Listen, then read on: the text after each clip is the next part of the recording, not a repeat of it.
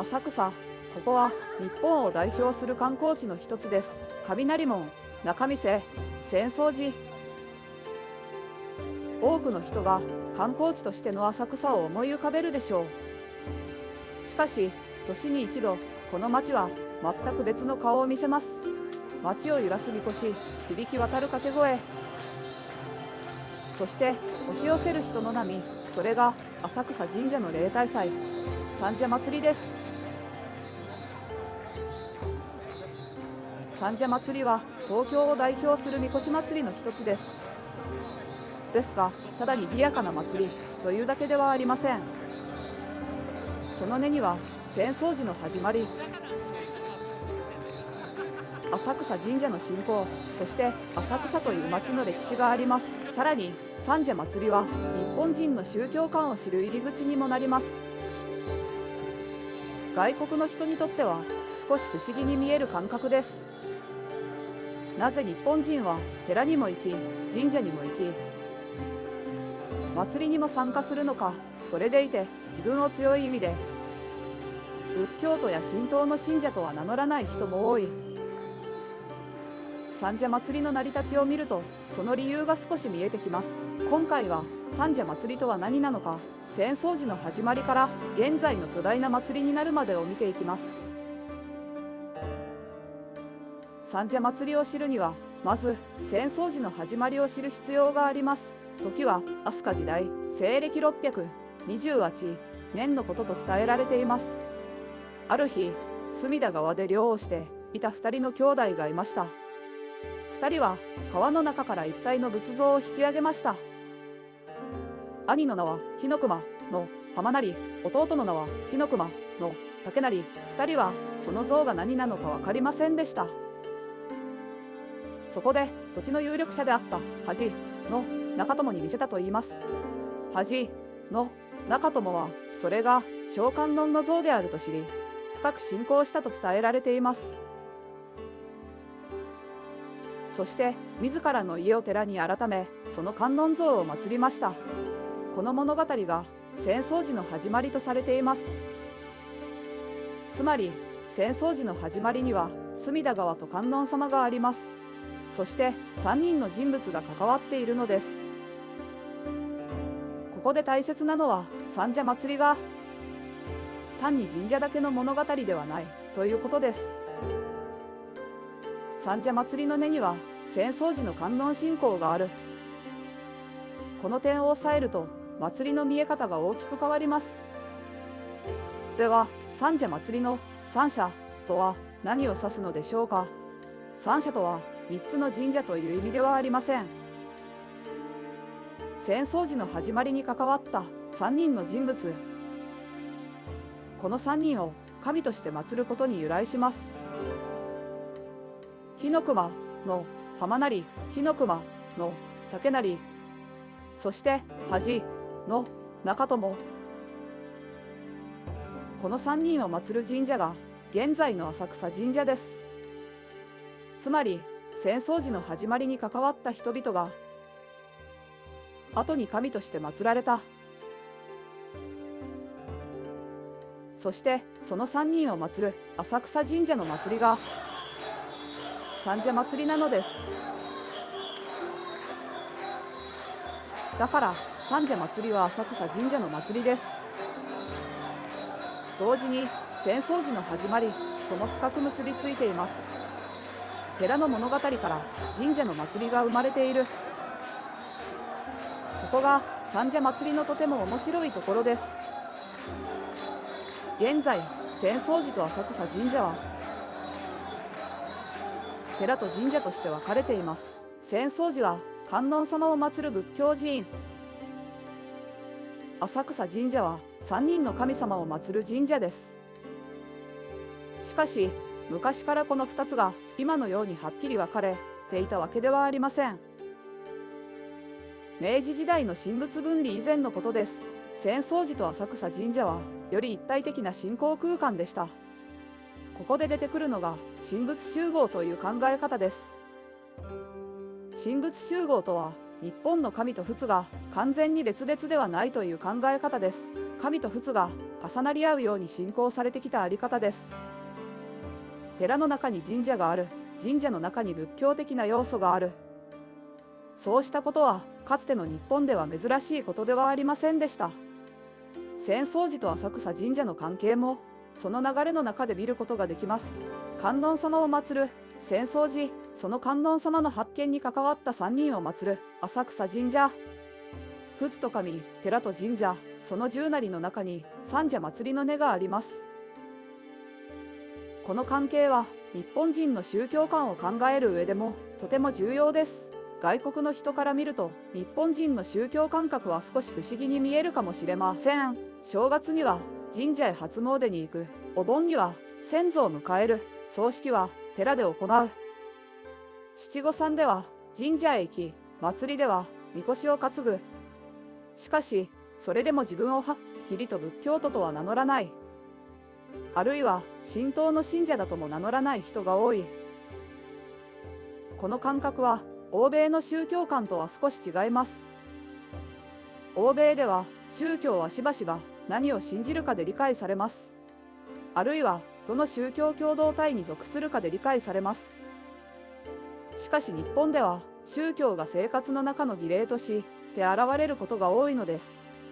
地域の習慣として現れることも多いのです。強く名乗る信仰というより生活の中に溶け込んだ信仰、その感覚が寺にも行き神社にも行く姿につながっています。そして祭りにも参加する姿につながっています。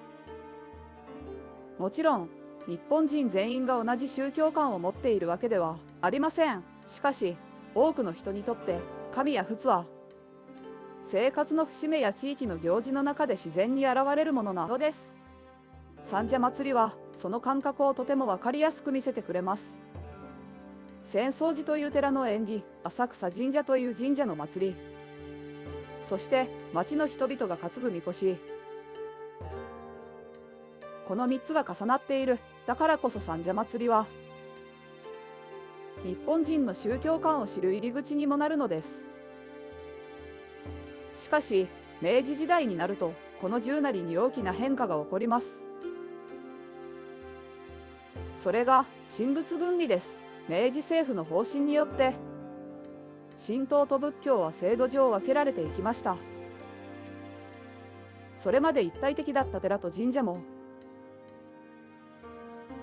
別々のものとして整理されていきます。浅草寺と浅草神社もこの流れの中で制度上分けられていきました。この変化は三社祭りのあり方にも影響します。もともとの三社祭りは3月18日を中心に行われていました。浅草寺のご本尊が現れたとされる日です。しかし明治以降、三社祭りは浅草神社の例大祭として再編されます。そして5月の祭りへと移っていきます。ここにはもう一つ暦の変化も関わっています。日本では明治5年太陰太陽暦から太陽暦への切り替えが決まりました。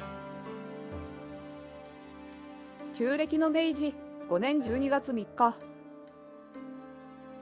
それが新暦の明治6年1月1日になったのです。つまり明治時代は寺と神社の関係が変わった時代でした。日付の感覚そのものも大きく変わった時代でした。その中で三社祭りも3月の祭礼から5月の浅草神社例大祭へと姿を変えていったのです。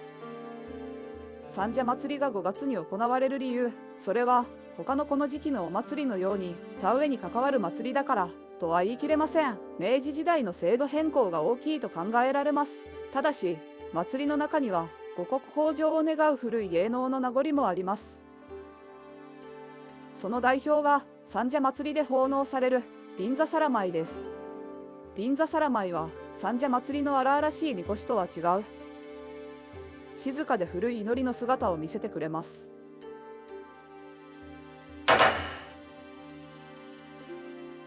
現在の三社祭りは5月に行われる祭りとして知られています。しかし、その根にある3月の信仰は今も完全に消えたわけではありません。3月18日には戦争時のご本尊の次元を祝う本尊次元へという法要が行われます。これは戦争時のご本尊である小観音に由来します。西暦628年3月18日に現れたことを祝うものです。そして本尊次元へに関わる一連の行事があります。それが宮神輿の道上下と同下下です。道上下では浅草神社の神輿が浅草寺の本堂へと上がります。神社の神輿が寺の本堂へ入る。これはとても象徴的な光景です。浅草寺と浅草神社がもともと深く結びついていたことを今に伝えているのです。そして翌日、神輿は本堂から下り浅草神社へと戻ります。これが道下下です。5月の三社祭りだけを見るとこのつながりは見落としてしまうかもしれません。しかし3月の道上下と道下下を知ると分かります。三社祭りは浅草寺の縁起と深くつながっているのです。三社祭りは5月だけで完結する祭りではありません。3月の本尊次元へ道上下道下下、そして5月の例大祭、この流れ全体を見ることで三社祭りの本当の姿が見えてきます。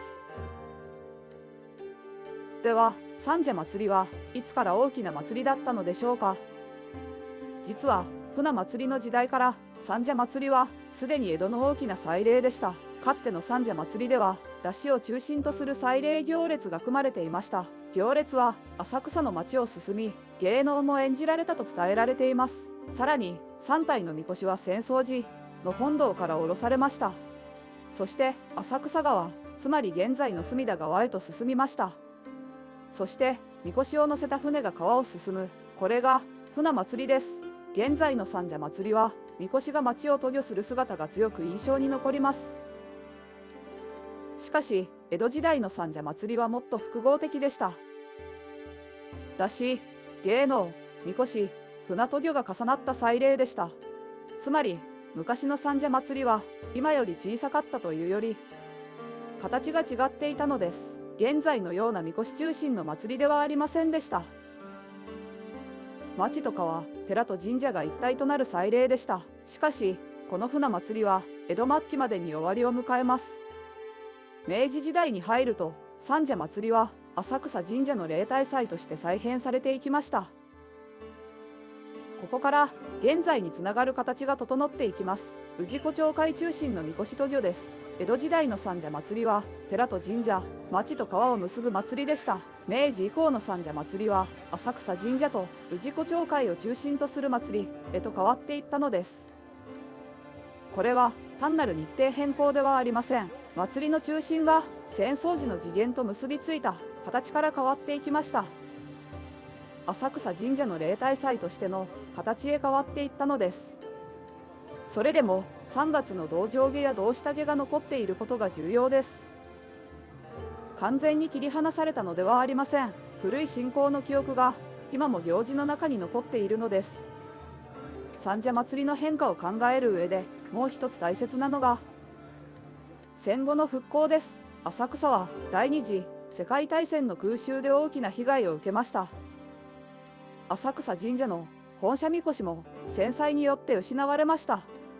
現在の本社神輿は江戸時代からそのまま残ったものではありません。戦後浅草の人々の力によって再建された神輿です。一宮、二宮、三宮、3基の本社神輿は三社祭りの中心にあります。その神輿は単なる祭具ではありません。焼け野原から立ち上がった浅草の記憶を背負っているとも言えます。だからこそ本社みこしが町へ出る日曜日は特別です。三社祭りの中でも特別な意味を持ちます。神様が町を巡るだけではない浅草という町の歴史と復興がみこしとともに動き出す日でもあるのです。の三社祭りは3日間にわたって行われます。東京を代表する巨大な祭礼です。氏子44課長を中心に多くの町みこしが浅草の町を巡ります。土曜日には町内みこし連合渡御が行われます。約100機の町みこしが集まります。そして日曜日には3機の本社みこしが浅草の町へ出ていきます。一宮、二宮、三宮です。現在の三社祭りは江戸時代の船祭りがそのまま大きくなったものではありません。江戸の祭礼文化、明治の神仏分離と再編、戦後の復興、そして現代の観光都市浅草、それらが重なって今の三社祭りが形作られています。だから三社祭りはただ大きいだけの祭りではありません。浅草という町が時代ごとの変化を受け止めてきた、その中で祭りを続けてきた証でもあります。船祭りの時代から氏子町会のみこし渡御へ、戦災による喪失から本社みこしの再建へ、そして現在国内外から多くの人が訪れる巨大な都市祭礼三社祭りは浅草の歴史そのものを背負っている祭りなのです。ここまで見てきたように三社祭りにはいくつもの層があります。浅草寺の観音信仰、浅草神社の三柱の神、寺と神社が重なり合う神仏集合の歴史、明治時代の神仏分離、3月から5月への祭礼の変化、江戸の船祭りから現代のみこし渡御への変遷、そして戦後浅草の復興を背負った本社みこし、これらを知ってから三社祭りを見ると目の前のみこしは違って見えます。ただのにぎわいではなくなるのです。みこしの掛け声の奥に浅草寺の縁起がある。町の熱気の奥に浅草神社の信仰がある。そして人々の姿の奥に長い歴史があります。日本人が神や仏と付き合ってきた歴史です。では現在の三社祭りでは実際にどのような行事が行われるのでしょうか。ここからは3日間の流れと観光客としての見どころを見ていきます。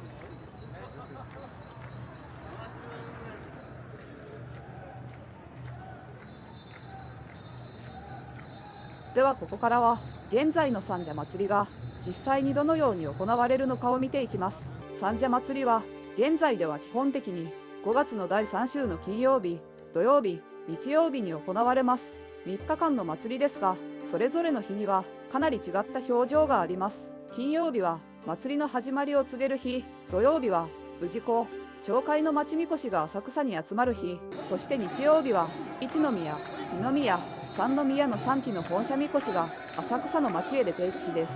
三社祭りというと多くの人が思い浮かべるのは日曜日の本社みこしかもしれません。確かに日曜日の本社みこし渡御は三社祭りの中でも最大の見どころです。しかし三社祭りの面白さは日曜日だけではありません。金曜日には祭りの空気が街に入ってくる。土曜日には町ごとのみこしと地域のまとまりを見ることができる。そして日曜日には浅草全体が大きな熱気に包まれます。3日間を通してみると三社祭りは単なる一日の大イベントではなく、浅草という町全体が段階を踏んで祭りへ入っていく行事だと分かります。まず金曜日です。この日は三社祭りの始まりを告げる日です。浅草の町では大行列が行われます。お囃子、屋台、飛び頭、木遣り、浅草の舞、芸儀連の床舞などさまざまな人々が行列を作り、祭りの始まりを町へ知らせます。この大行列はみこしの激しさとは少し違います。どちらかというと浅草という町の芸能や格式、そして祭りの華やかさを見せる行事です。三社祭りというとどうしてもみこしの印象が強くなります。しかし金曜日の行列を見ると三社祭りがみこしだけの祭りではないことがわかります。浅草という町には芸能の町、観光の町、信仰の町、そして祭りの町といういくつもの顔があります。金曜日はそのいくつもの顔が静かに、そして華やかに現れる日です。そしてこの日には神事銀座皿舞も奉納されます。銀座皿舞は三社祭りの中でも古い形を残す神事芸能です。激しくみこしを担ぐ三社祭りのイメージとは違い、銀座皿舞には五穀豊穣や悪霊退散を祈る古い祈りの形が残されています。つまり金曜日は三社祭りの熱狂ではなく、三社祭りの始まりと祈りを見る日だと言えるでしょう。観光で見るなら金曜日は比較的落ち着いて浅草らしい祭りの空気を感じやすい日です。人混みが苦手な人やいきなり日曜日の熱気に入るのが不安な人は金曜日から見るのもおすすめです。次に土曜日です。土曜日には例大祭、式典が行われます。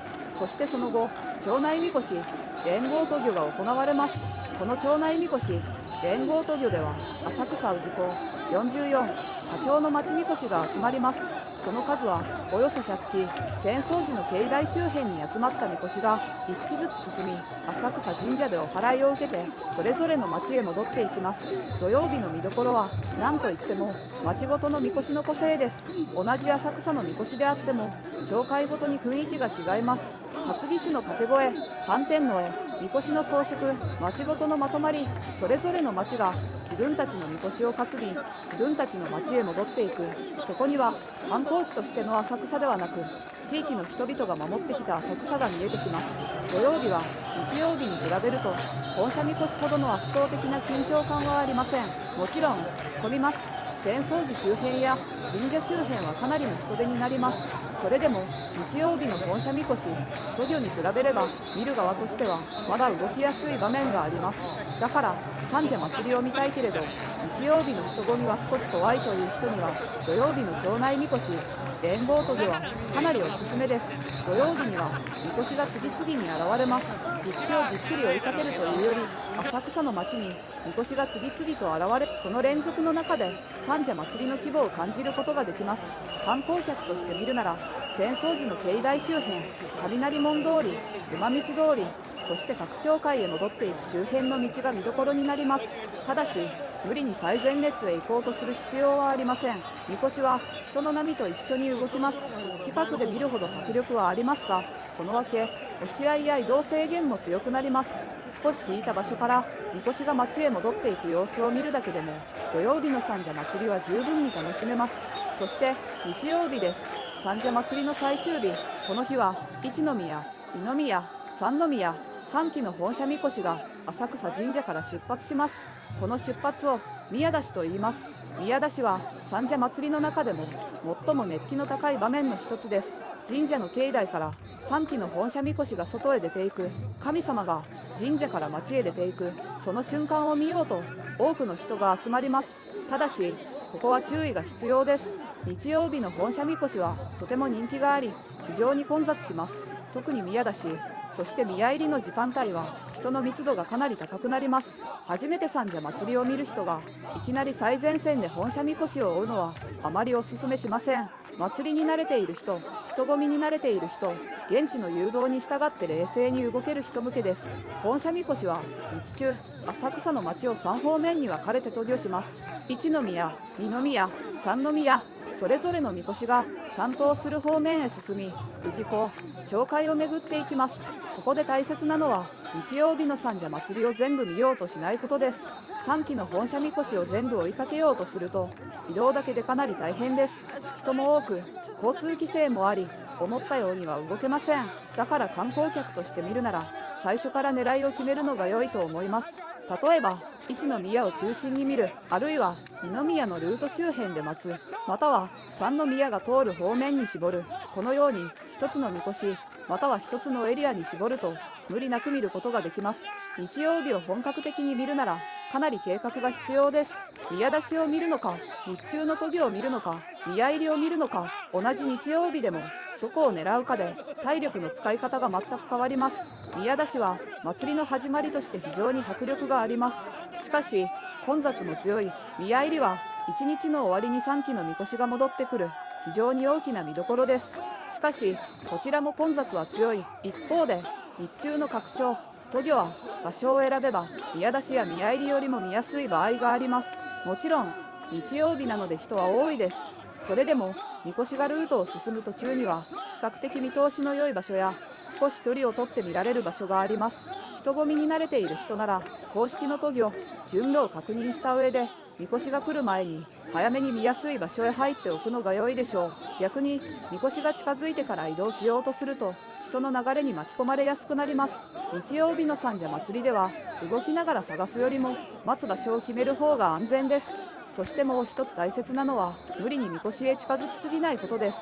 三社祭りの神輿は激しく揺れます。担ぎ師の熱気も強く、周囲の人の流れも大きく動きます。迫力は近いほど強いですが、安全に見るなら少し引いた場所から見るのも立派な楽しみ方です。祭りは仕掛ければ良いというものではありません。街全体の熱気、担ぎ師の声、神輿が進む方向、周囲の人々の反応、少し離れることで逆に見えるものもあります。では人混みが苦手な人は三社祭りを楽しめないのでしょうか。そんなことはありません。人混みが苦手な人には土曜日を中心に見るのがおすすめです。土曜日の町内みこし連合渡御は三社祭りらしいみこしの熱気を感じながらも日曜日の本社みこしほどの圧迫感を避けやすい日です。特にみこしが集まる中心部だけでなく拡張会へ戻っていく道筋を見ると少し落ち着いた雰囲気で楽しめることがあります。また金曜日もおすすめです。大行列や便座さら舞は三社祭りの歴史や信仰を感じるにはとても良い行事です。激しいみこしだけではなく浅草の芸能、神事、祈りの部分を見たい人には金曜日の方が合うかもしれません。そして日曜日に見る場合でも宮出しや宮入りの中心部を避け日中の渡御ルート上で少し広い場所や道幅に余裕のある場所を選ぶと見やすくなる可能性があります。例えばみこしのルート沿いにある公園や交差点周辺、通りの見通しが良い場所などです。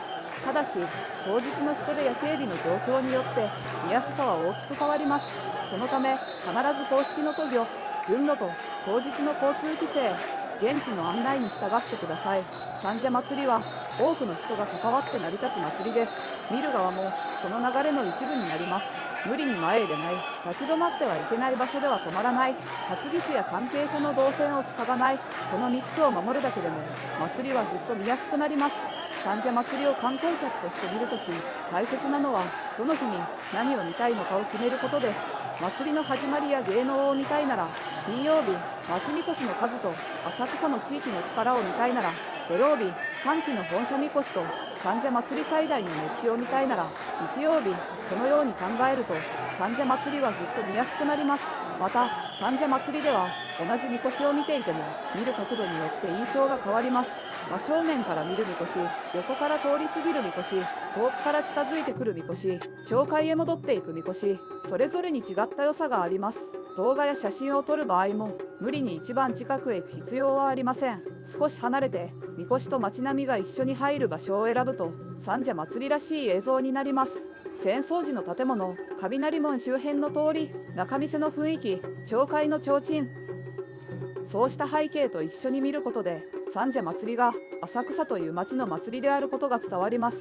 最後に三社祭りを見るときに知っておきたいことがあります。三社祭りは観光イベントである前に浅草神社の祭礼です。そして浅草の氏子、町会の人々が長い時間をかけて守ってきた祭りです。観光客にとっては1日だけの特別な体験かもしれません。しかし地元の人々にとっては毎年準備を重ね、町のつながりを確認し、神様を迎え、神様を送る大切な時間です。だからこそ見る側にも敬意が必要です。写真を撮る、動画を撮る、近くで見る、それ自体は悪いことではありません。ただし担ぎ手の邪魔にならないこと、関係者の指示に従うこと、ゴミを残さないこと、立ち入りできない場所へ入らないこと、この基本を守ることで観光客もまた祭りを支える側になれます。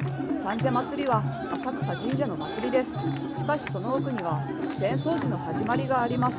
観音像を引き上げた兄弟、その像を祀った恥の中友、その3人を神として祀る浅草神社。寺と神社が重なり合っていた時代、明治の神仏分離、旧暦から新暦への変化、江戸時代の船祭り、戦後に再建された本社みこし、そして現在の巨大な都市祭礼、これらの歴史が重なって今の三社祭りがあります。だから三社祭りのみこしはただ大きく、ただ激しく、ただ賑やかなだけではありません。そのみこしの奥には浅草という町の記憶があります。信仰の記憶があります。人々が神や鉄と共に暮らしてきた記憶があります。そして現在もその記憶は3日間の祭りの中で生きています。金曜日には祭りの始まりと古い祈りがある。土曜日には町ごとのみこしと氏子、町会の力がある。日曜日には3基の本社みこしが浅草の町を大きく揺らす。三社祭りを見るということは浅草の現在を見ることであり、同時に浅草の長い歴史を見ることでもあります。もし三社祭りを訪れるなら、ぜひ目の前の熱気だけでなく、その奥にある物語にも少しだけ目を向けてみてください。そこには観光地としての浅草だけではない、信仰と町の記憶を受け継ぐもう一つの浅草が見えてくるはずです。